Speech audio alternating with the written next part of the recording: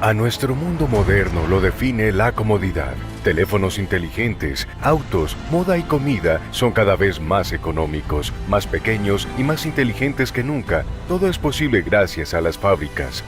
Nuestro estilo de vida no sería algo posible sin la fábrica. La industria moderna alimenta nuestro consumo y nos da los medios para librar guerras a una escala sin precedentes. Pero también nos ha permitido llegar más lejos, más rápido. Nos ha llevado al espacio. Creo que es algo totalmente maravilloso ver a la gente colaborar. Toda esta actividad moviéndose en sincronía, ¿cómo es posible? Las ideas revolucionarias cobran vida en la línea de ensamblaje. La interacción sincronizada en constante evolución entre humanos y máquinas ha creado el mundo moderno.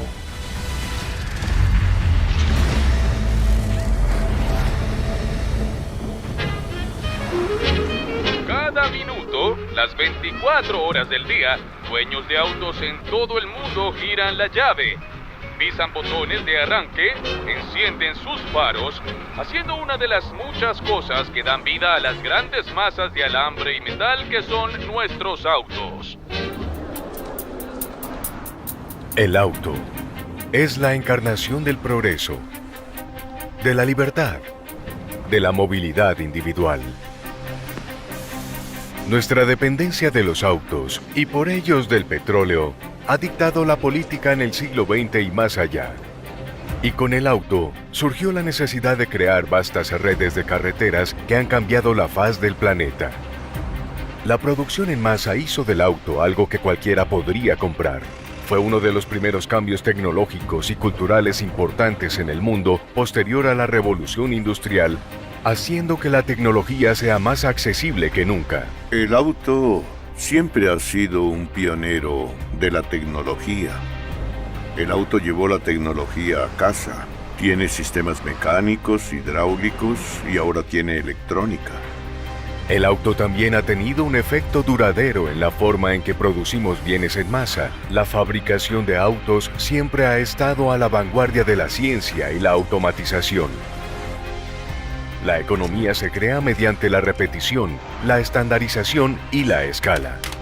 Con la producción en masa podemos personalizar las máquinas, optimizar procesos y diseños y todo el flujo de valor, desde la fabricación hasta la venta. Por ello todo resulta mucho más económico.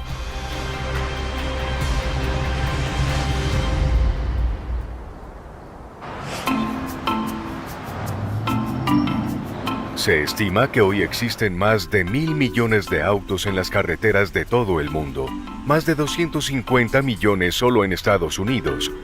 En 2018 se produjeron 95 millones de autos en todo el mundo. Es una industria de 82 billones de dólares. Una industria poblada por gigantes de la fabricación. El mayor exportador de autos es Alemania. El 20% de los autos producidos allí se exportan internacionalmente. Alemania también alberga una de las fábricas más grandes del mundo. Wolfsburg 221. Habla con Volkswagen. Espere, lo conectaré.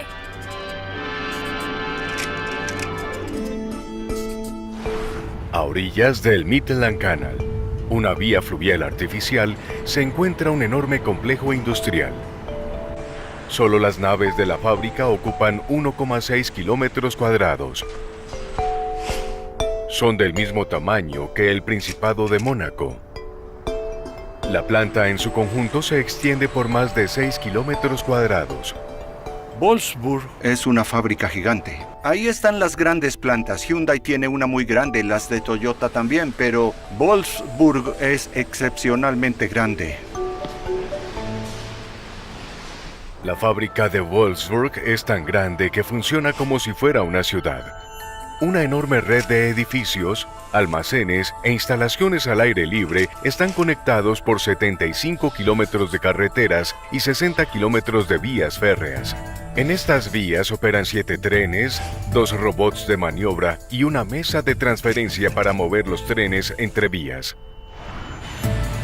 63.300 personas trabajan en la planta. Ninguna otra compañía en Europa o América concentra tantos trabajadores en un solo sitio.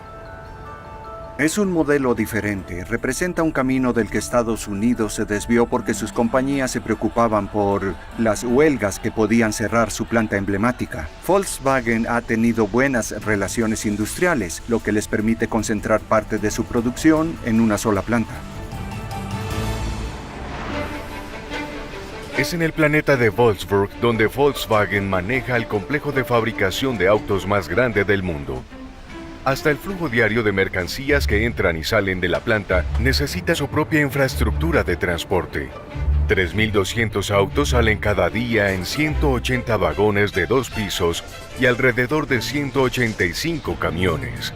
Mientras que el material de 2.600 proveedores llega a unos 100 vagones y 2.000 camiones todos los días, trayendo materias primas y componentes para alimentar la interminable línea de producción.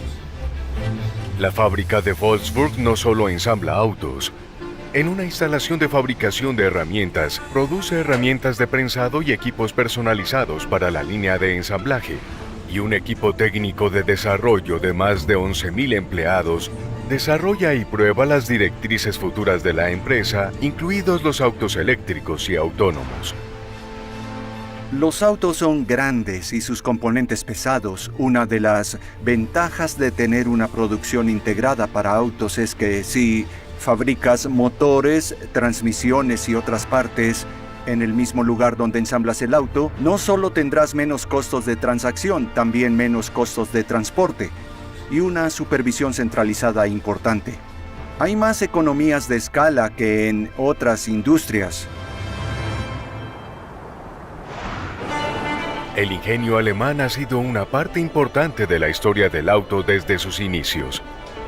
Todo comenzó con Karl y Bertha Benz. Cerca del cambio de siglo, los caballos de fuerza para la gran mayoría de la gente aún significaban caballos. El 29 de enero de 1886, Karl registró una patente para el automóvil. Con esto, se convirtió en el inventor oficial del auto. Fue la culminación de años de trabajo.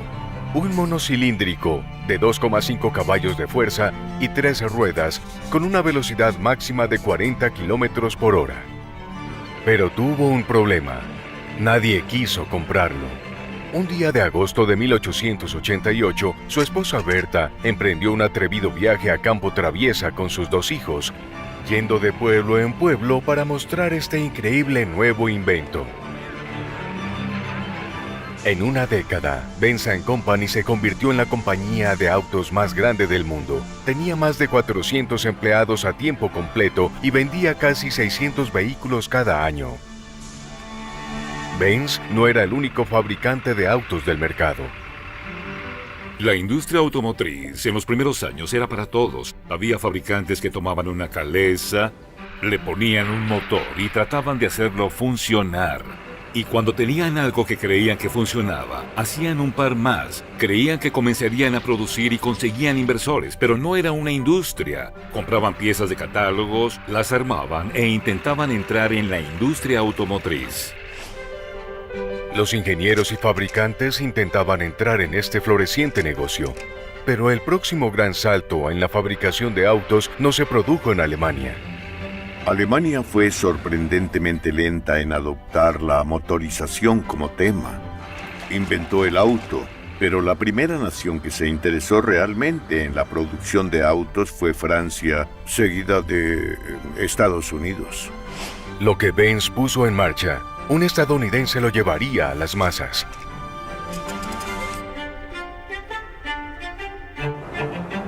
Cuando Henry Ford fundó Ford Motor Company en 1903, tuvo la visión de un auto de bajo costo. Le tomó 5 años y 3 modelos diferentes, pero cuando lanzó el modelo T en 1908, fue un éxito inmediato. Pero Ford sabía que podía hacer más, que podía fabricar más, y para lograrlo requería un enfoque de fabricación completamente nuevo.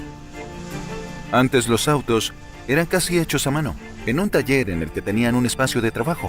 Llevaban todos los materiales ahí y paso a paso ensamblaban el auto.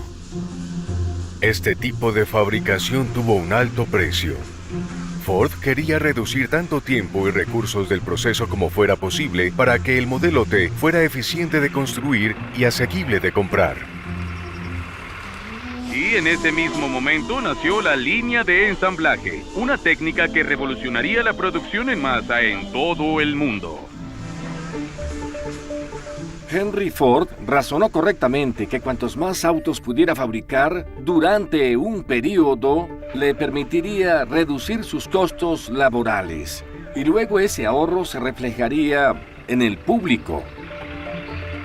Le tomaría otros 5 años de pruebas y refinamiento y una fábrica de vanguardia en Highland Park, Michigan. La fábrica de Highland Park fue una de las primeras de Estados Unidos en usar hormigón armado. Luego, las fábricas se construían con ladrillos o piedra. Una fábrica en 1910 se parecía a una de 1820. La introducción del hormigón armado hizo posible tener espacios abiertos mucho más grandes con muchas ventanas. Les decían palacios de cristal, había muchas ventanas para que entrara luz y tener esos grandes espacios abiertos que hicieron posible la experimentación para la línea de ensamblaje. En 1913 había logrado su objetivo. Un enfoque innovador de la línea de ensamblaje le permitiría fabricar un auto lo más económico posible. No inventó la línea de ensamblaje, pero sí la aplicación más famosa de la línea de ensamblaje. En lugar de que eso que estás haciendo o produciendo permanezca en un banco frente a ti mientras trabajas y haces otras cosas, el producto se mueve de obrero a obrero y cada uno de ellos realiza una serie de pasos sin detener nunca el movimiento físico del producto.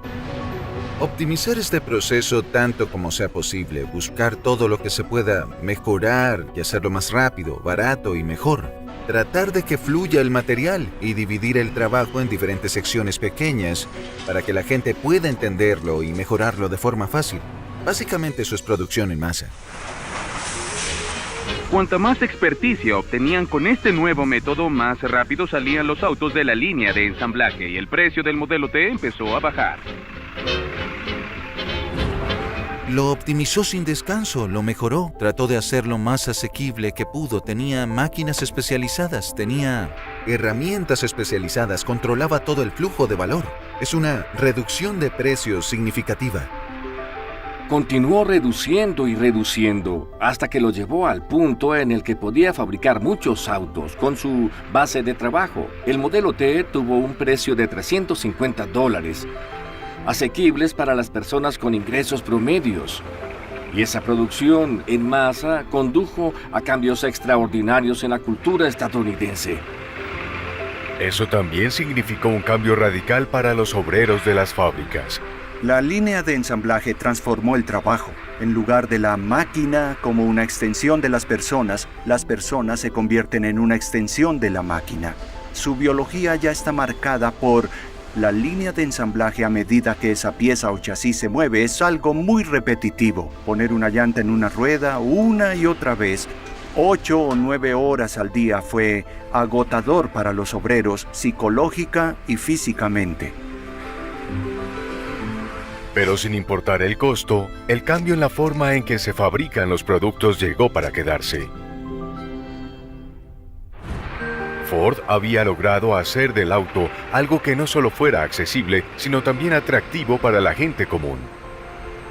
Su increíble inventiva en la línea de ensamblaje hizo que todo fuera posible, pero también el ingenio del diseño del auto y una comprensión profunda de lo que querían los consumidores hicieron que el modelo T tuviera tanto éxito. El modelo T fue un gran éxito. Se introdujo en 1908 y en 5 años se vendían 250,000 al año, una escala que rebasó a cualquier otro productor de autos.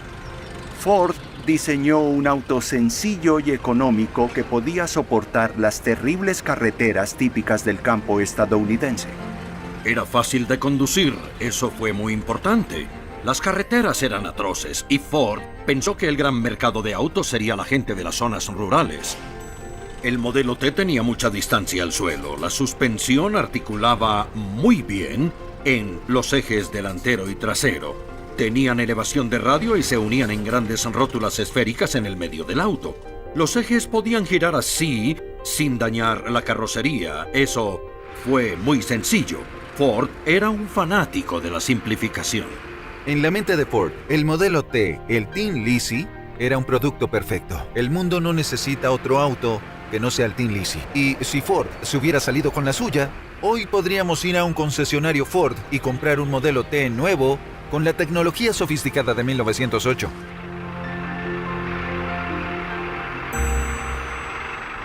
Entre 1917 y 1927, Ford amplió significativamente su modelo de producción en masa en una nueva fábrica en River Rouge, en Dearborn, Michigan.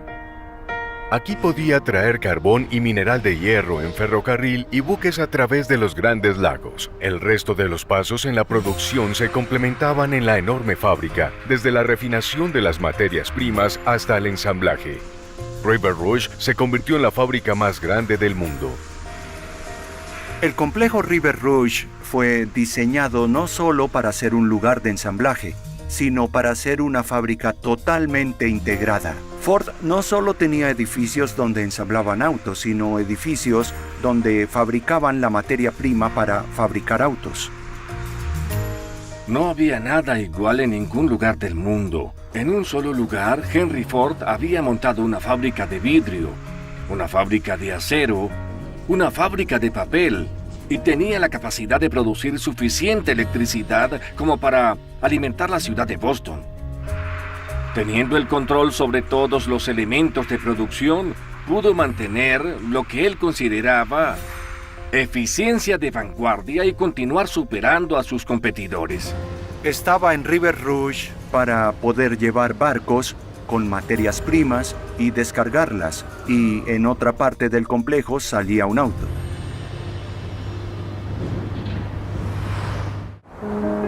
Fábricas como la de Ford fueron el corazón del surgimiento del cinturón industrial de Estados Unidos, abriendo el camino para la minería, la fabricación y el envío por ferrocarril, lago y río a través del medio oeste de Estados Unidos, desde Pensilvania y Ohio hasta Indiana, Michigan, Illinois y Wisconsin. Fue una región que impulsó la economía estadounidense durante la Segunda Guerra Mundial y la posguerra antes de su fuerte declive en la década de los 70. Que dio paso a un nuevo nombre, el Cinturón de Óxido, en referencia a sus fábricas envejecidas y abandonadas. Mucho antes del fin del auge de la industria estadounidense, lo que Ford hizo en River Rouge sacudió el mercado europeo.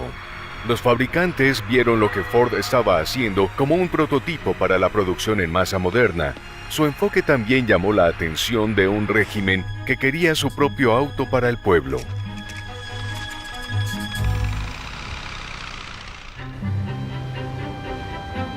Lo que sucedía en Estados Unidos había encendido la idea de un auto del pueblo o Volkswagen para los alemanes. No comenzó como una marca, sino como un tipo de auto.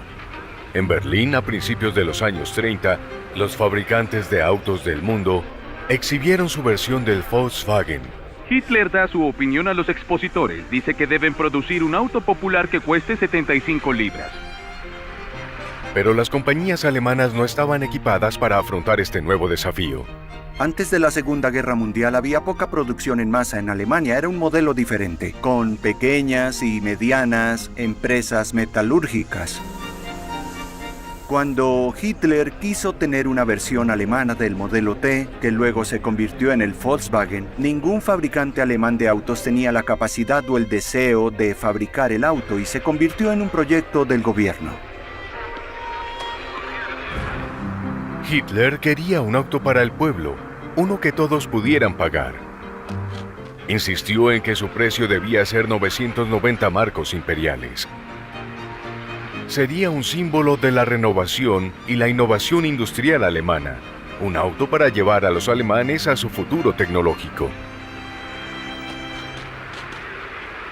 En 1934, Ferdinand Porsche se encargó de crear el Volkswagen del Tercer Reich. La idea detrás del diseño era la de un motor muy grande para su categoría, que alcanzara velocidades moderadas de bajo consumo para que no se fuera a desgastar a velocidades de nudos. Su máxima velocidad eran 96 kilómetros por hora, pero podía hacerlo todo el día. Porsche también tomó la inusual decisión de colocar el motor en la parte trasera del auto. El atributo del motor trasero del Volkswagen en esa época creo que influyó en otros fabricantes. Durante la guerra, Renault diseñó autos pequeños con motor trasero. Fiat en Italia hacía autos pequeños de posguerra con motor trasero. Los motores traseros estaban en boga, pero la decisión de Porsche de poner el motor en la parte trasera influyó mucho. Un auto nuevo e innovador necesitaba una fábrica nueva e innovadora. Alemania hace un esfuerzo importante en los años 30 para aumentar su producción industrial. Construye complejos fabriles completamente nuevos por dos razones: para prepararse para la guerra, pero también para mostrar la nueva Alemania, la nueva gran potencia moderna en el mundo que se recuperó de la catástrofe de la Primera Guerra Mundial. El complejo Volkswagen es visto como la cima de la modernidad alemana y una especie de adopción de la capacidad tecnológica. Esta nueva maravilla fabril se inspiró en la planta de Ford en River Rouge, en Detroit, el patrón oro de la producción en masa moderna. La fábrica Volkswagen fue diseñada para ser una fábrica vertical autosuficiente y crearon lo necesario para construir el auto dentro del complejo de la fábrica, con la capacidad de producir 500,000 autos al año. Estaban satisfechos de tener las mejores tecnologías disponibles de la época.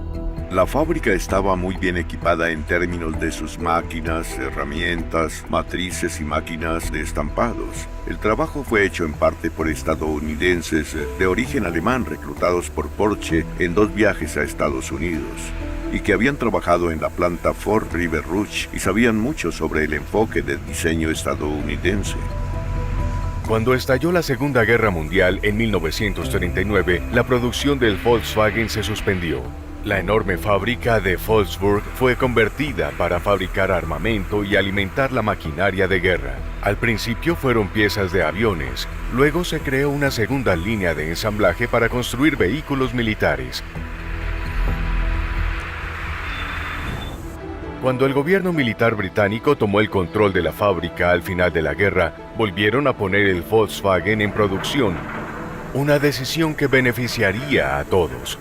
La fuerza de ocupación británica podía complementar su suministro de vehículos, la producción renovada podía ayudar a darle estabilidad a la población local. La producción comenzó con 55 autos. En 2 años había aumentado a casi 9,000 con la apertura de un nuevo mercado de exportaciones. Luego, en enero de 1948, los británicos nombraron un nuevo director general de la empresa, Heinrich Nordhoff, exgerente del fabricante rival de autos Opel. A finales de año, la fábrica había producido más de 19,000 autos. Con Nordhoff, la compañía creció exponencialmente. La producción en 1949 fue más del doble que el año anterior. Cuando Nordhoff asumió la dirección total de la fábrica, le dijeron: debes cambiar este auto. Lo identifican con el régimen nazi, es su anuncio al mundo sobre sus capacidades. Nadie querrá comprar un auto que tenga esa asociación. Creo que esta es la decisión más importante que tomó Nordhoff. En los primeros años de Volkswagen, no cambió el diseño. Un Volkswagen nunca cambia para verse diferente, solo para funcionar mejor. A finales de 1949, los británicos devolvieron el control de la fábrica al gobierno alemán. En ese momento, era un sólido activo de rendimiento.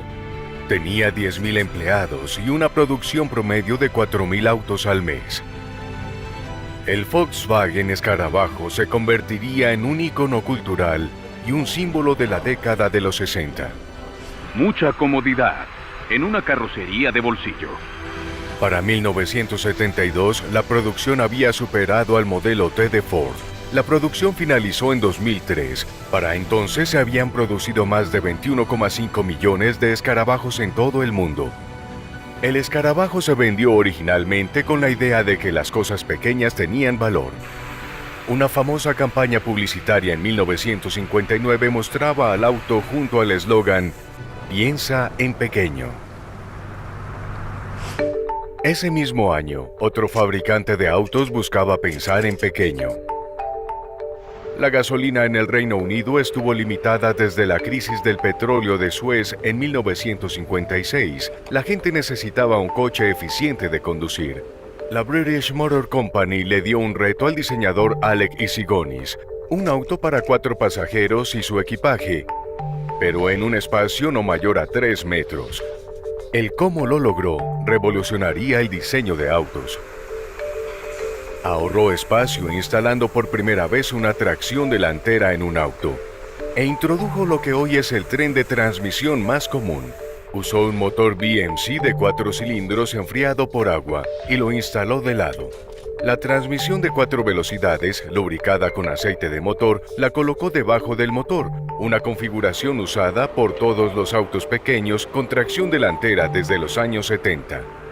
Mucha potencia en poco espacio y mucho trabajo en poco tiempo. Issigonis diseñó el auto alrededor de 4 personas sentadas, una al lado de la otra en una posición muy cómoda, y lo hizo lo más pequeño posible, y gracias a la tracción delantera no hay túnel en el suelo. El auto es impecable. Esbozó muy bien este auto y luego lo hizo diseñar. Era un auto pequeño, duradero y encantador. Muy ágil, famoso por su buen manejo y buena tracción gracias a la tracción delantera. Tenía mucho atractivo. Issigonis también quería que su construcción fuera lo más sencilla posible. El diseño del auto incorporó costuras de soldadura visibles en el exterior del auto, puertas y maletero.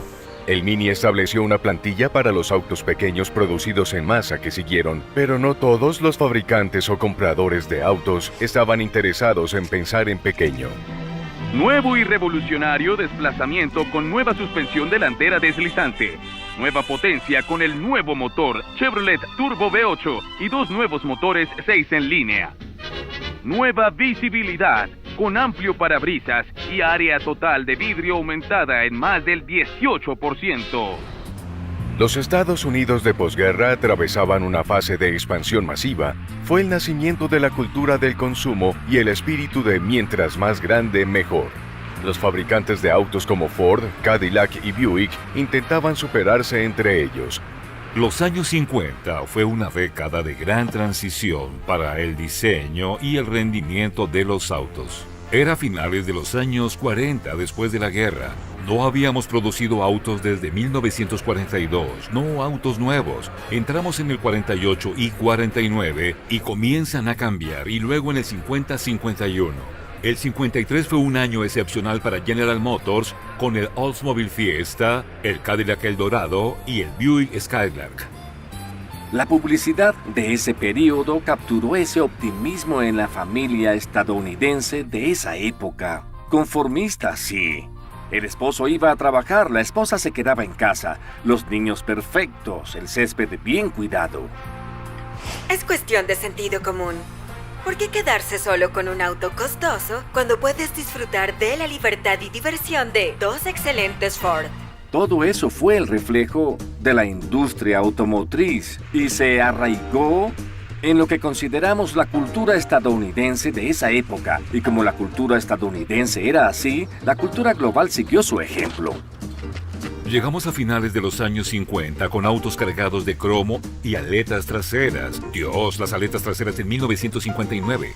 Las aletas traseras comenzaron con GM y Cadillac en 1948-1949, pero eran diminutas comparadas con lo que se convirtieron. Se dice que Harley Hare había visto uno de los primeros Cazas P38 con colas en H y le gustó mucho ese diseño, pero en 1959 las aletas del Cadillac eran enormes. Entiendo que incluso en algunos estados era ilegal conducir ese auto en las carreteras debido al ancho de la aleta trasera. Las aletas traseras eran cosméticas inspiradas por el estilo. No teníamos mucho conocimiento de la aerodinámica, al menos en la industria automotriz, para hacer pruebas y comprender cuál era su efecto. Nuestros lápices no eran tan afilados en diseño y rendimiento, y con gasolina tan barata, ¿a quién le importaba? El Thunderbird de 1960. Por fin, el auto que todos estaban esperando. Si bien la gasolina era barata, esta cultura automovilística floreció. Pero la historia volvería a intervenir y traería consigo otra ola de eficiencia y diseño económico. A principios de los años 70, Estados Unidos dependía más de las importaciones de Medio Oriente para satisfacer su creciente consumo de petróleo. En 1973, cuando Siria y Egipto atacaron a Israel, Estados Unidos se puso al lado de Israel y le suministró armas. En respuesta, la Organización de Países Exportadores de Petróleo, OPEP, embargó todas las ventas de petróleo a Estados Unidos. Para entonces, controlaban el 56% del mercado del petróleo mundial. Fue una decisión que sacudió el mercado estadounidense.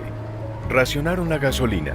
Los precios se dispararon, las colas para repostar en las gasolineras eran largas, y la confianza de los consumidores en vehículos de alto consumo nunca fue la misma. Caminar es genial excepto si quieres conducir a cualquier lugar. Me compraría una bicicleta. No creo que sea tan necesario tener autos. La crisis energética tuvo un efecto dramático. Recuerdo que tenía un auto largo, pesado y potente que usaba mucha gasolina. Y con la crisis energética, la escasez de gasolina y el aumento de los precios, eso no pudo continuar. Los autos tenían que ser más pequeños y ligeros, con un reducido consumo de combustible. Eso impulsó grandes cambios en el estilo y la tecnología que usamos. Un marcado contraste con la idea de más grandes, más llamativos, más autos, que denominó la fabricación de autos en Estados Unidos.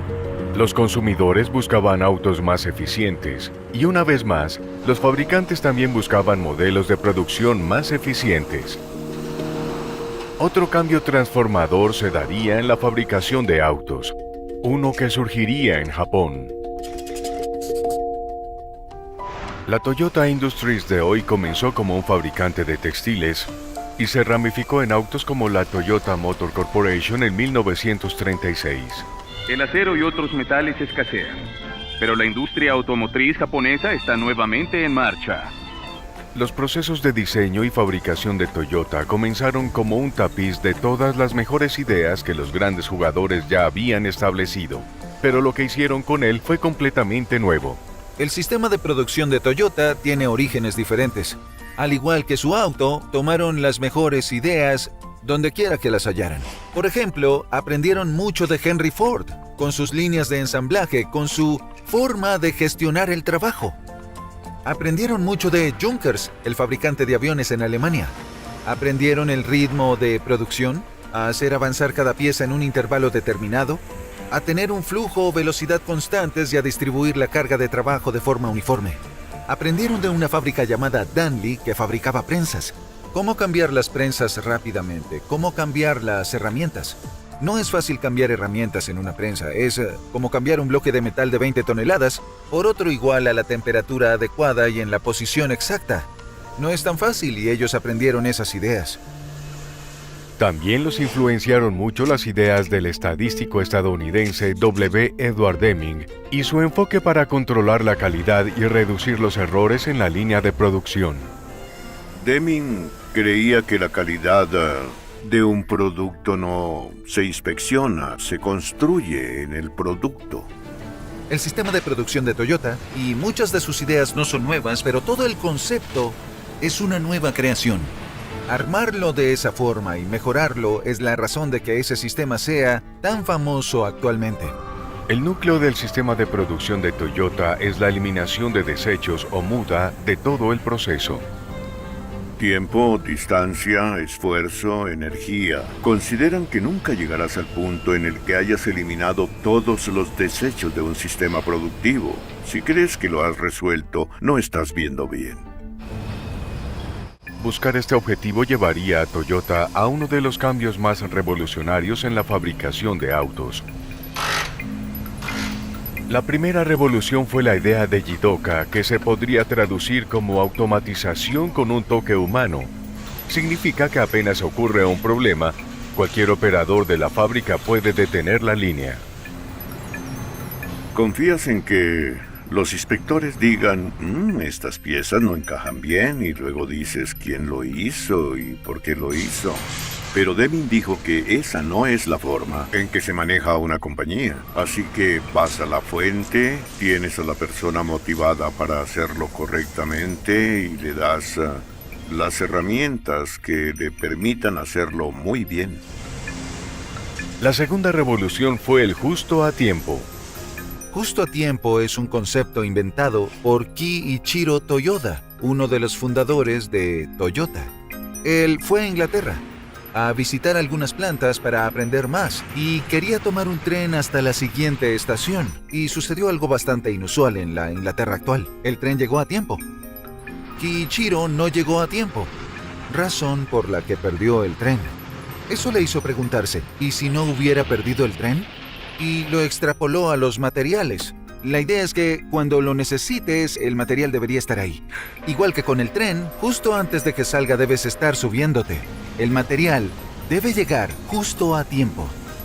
Cualquier pieza que se fabrique antes de lo necesario en la siguiente etapa de ensamblaje es pérdida de tiempo.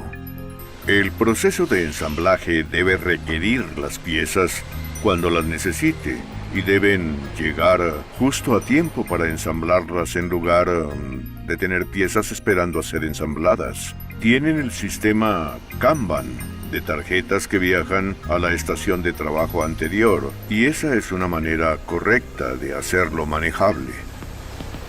Una tarjeta de Kanban inicia el restablecimiento del inventario que se retiró para su uso en la línea de ensamblaje cada vez que inicia la fabricación de un auto. Esto significa que solo se reemplaza el inventario utilizado. Los materiales son capital inmovilizado. Es efectivo en estantes que aún no se ha vendido. También necesita espacio, puede envejecer, puede dañarse. Si tienes un cambio de diseño necesitas más material y un producto tarda más en recorrer toda la cadena de valor. El exceso de inventario es uno de los males en la fabricación. Y con el justo a tiempo puedes reducir este inventario y ser más eficiente, puedes ser más rápido y también mejorar la calidad. Ese es un gran beneficio del justo a tiempo. El justo a tiempo y el modelo de producción de Toyota eran tan diferentes a las prácticas establecidas de la industria manufacturera que nadie creía que fueran posibles. Los estadounidenses enviaron grupos para saber qué hacían los japoneses. Ford, a través de Edward Deming, adoptó el enfoque Toyota a principios de los años 80. Un hombre renunció y dijo, estoy acostumbrado a patear traseros y tomar números. No puedo hacer todas estas cosas que estás vendiendo, me voy. Algunos gerentes no pudieron adaptarse a esta nueva circunstancia de apoyar y ayudar a las personas en la línea de ensamblaje y darles la autoridad que los superiores habían pensado que era solo suya en el pasado. Cuando las interacciones del sistema Toyota se extendieron en la industria automotriz, se le conoció como manufactura esbelta, pero el principio que lo sustenta es el mismo. Para optimizar tu eficiencia, produce solo lo que necesitas, exactamente cuando lo necesitas. La manufactura esbelta es uno de los dos desarrollos más influyentes en las prácticas de producción que aún hoy están en funcionamiento. El otro no solo se centra en la línea de producción, sino en la eficiencia que se puede crear entre modelos y marcas de automóviles. Solo retire los subbastidores de un Mini antiguo y móntelos en la carcasa de fibra de vidrio del jack. Los puntos de anclaje y los pernos son exactamente iguales. En la producción en volumen de autos se intenta alcanzar un volumen económico de la producción de cada pieza, componente o ensamblaje para obtener su máximo valor. Si puedes compartir ciertas partes del motor o del chasis o incluso componentes de carrocería con otro modelo, garantizas estas economías de escala. Es una plataforma compartida. Si deseas optimizar una fábrica, lo mejor es producir bastantes piezas idénticas. La fábrica perfecta produce cantidades infinitas de piezas idénticas. Las plataformas compartidas pueden tener enormes ventajas, pero cuando las cosas salen mal, pueden tener grandes desventajas. Si por una parte mala debes retirar 1 millón de autos porque todos tienen la misma parte, es muy perjudicial. Esto se sintió recientemente cuando se encontraron fallas en las bolsas de aire Takata. Fue un producto instalado en decenas de diferentes marcas y modelos. Si recibe una notificación de su fabricante, haga una cita para reparar su vehículo. Lo que siguió fue la retirada de autos más grande del mundo, que afectó a casi 100 millones de autos en el planeta. Compartir piezas puede tener riesgos, pero también ha sido parte de la fabricación de autos durante décadas, con sus ventajas y desventajas y tomando muchas formas diferentes. Al principio cada auto era su propio auto. En los 30, cuando las ventas de GM cayeron, era muy costoso hacerlo. Y la primera plataforma compartida fue la carrocería. Fisher Body ya era parte de General Motors y fabricaron casi todas las carrocerías para GM. Esta carrocería combina la destreza de los miles de maestros artesanos que integran la división Fisher Body de General Motors. Alguien dijo, hagamos que Oldsmobile y Buick compartan la misma carrocería con guardafangos y capós diferentes. Y extendieron eso a Pontiac. Los guardafangos, el capó y la parrilla eran elementos distintivos del auto. Un LaSalle y un Buick eran diferentes y con la misma carrocería. Muchos Pontiac tuvieron carrocerías Chevrolet y GM era muy bueno para disimular las diferencias cuando los autos, el chasis y la ingeniería eran exclusivos de cada división. Fisher Body tenía todo un esquema para montar la misma carrocería en diferentes chasis. Y fue cuando comenzó todo. Hay diferentes opiniones de hasta dónde puedes llegar con plataformas compartidas. No quieres autos que se parezcan, pero los estilistas son muy inteligentes y hacen que se vean diferentes aunque sean iguales por debajo. Hoy, Volkswagen usa esta idea bien establecida, pero la lleva a una dirección nueva y audaz. Su sistema se llama Plataforma Modular Transversal o MQB. Utiliza componentes estandarizados en múltiples marcas y clases de autos, pero no como en los viejos tiempos de las plataformas. Esta plataforma trabaja en una serie de puntos fijos y dimensiones en cada diseño de auto, incluyendo el espacio entre la caja de pedales y la línea central de la rueda delantera. La posición del motor también es común. Pero diferentes elementos de diseño y accesorios internos pueden usarse en diferentes autos en este sistema, siempre que se puedan unir a los mismos puntos fijos. Los fabricantes pueden usar una única plataforma para construir una variedad más amplia de autos, al tiempo que reducen los costos de producción y aumentan la flexibilidad. Volkswagen tiene la mejor plataforma compartida que he visto. Hacen muchos autos diferentes. Fabrican Bentleys con Audis. Yo tengo un Bentley y debajo hay un Audi A8, pero nadie confunde mi Bentley con un Audi. Porsche, Audi y Volkswagen tienen SUVs diferentes con los mismos fundamentos. Lo mismo con los autos, y eso le ahorra mucho dinero a Volkswagen. Volkswagen busca revolucionar las formas de trabajo establecidas, y no están solos. Los desafíos de permanecer a la vanguardia van más allá de la tecnología predominante de los autos de combustión interna. Los fabricantes de autos del mundo están reinventando su forma de trabajar, buscando la fórmula ganadora para la producción de autos eléctricos.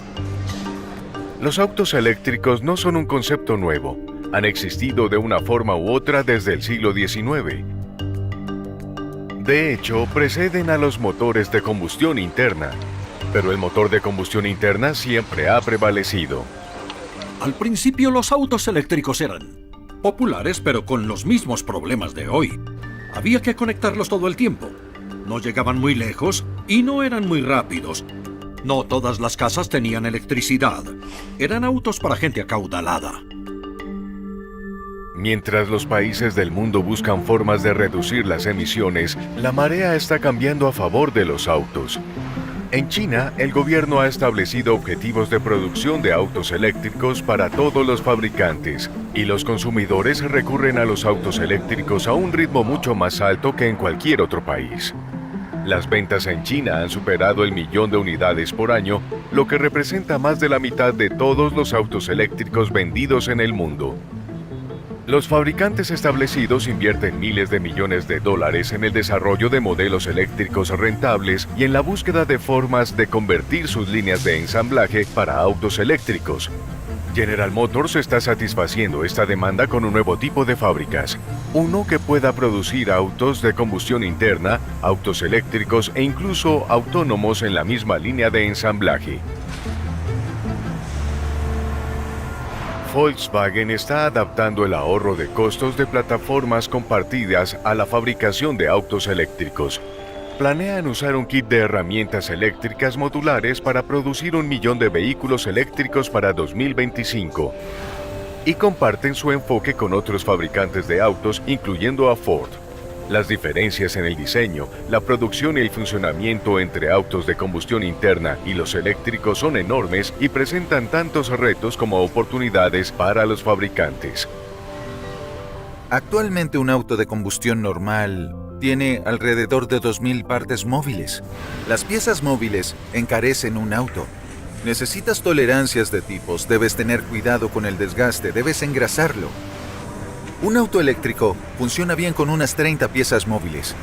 Tienes un motor justo al lado de las ruedas y no necesitas el motor de combustión ni la caja de cambios. Hará que la producción sea más fácil, más sencilla. Simplificará enormemente la producción porque ya no necesitará estos complejos motores y cajas de cambios. El motor y la caja de cambios son muy costosos.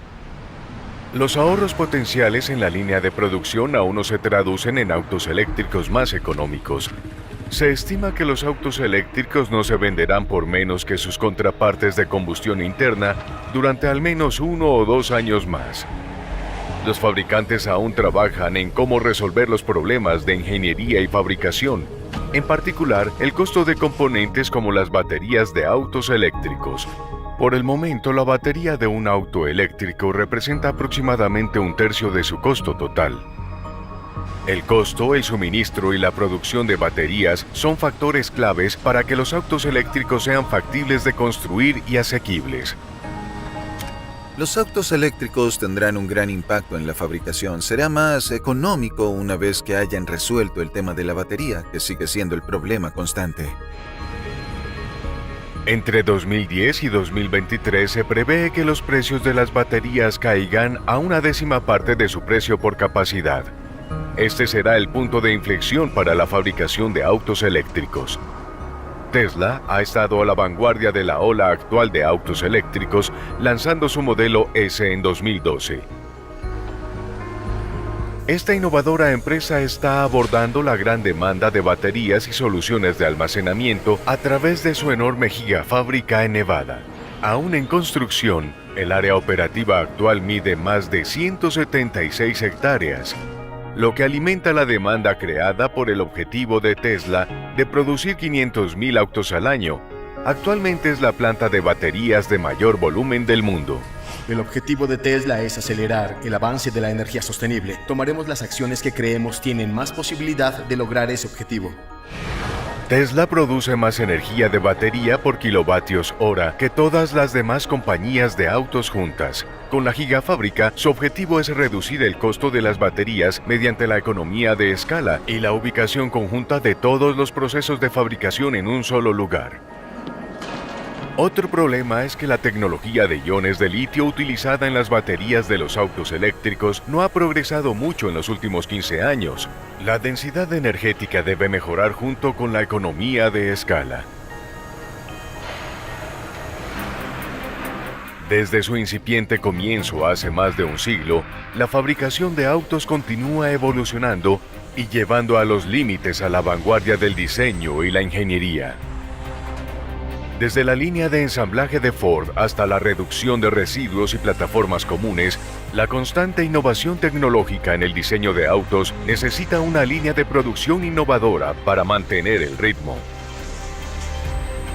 Si bien seguimos esforzándonos por lograr diseños de autos más inteligentes y eficientes, siempre será necesario esforzarnos por encontrar métodos más eficientes para hacer realidad esas ideas.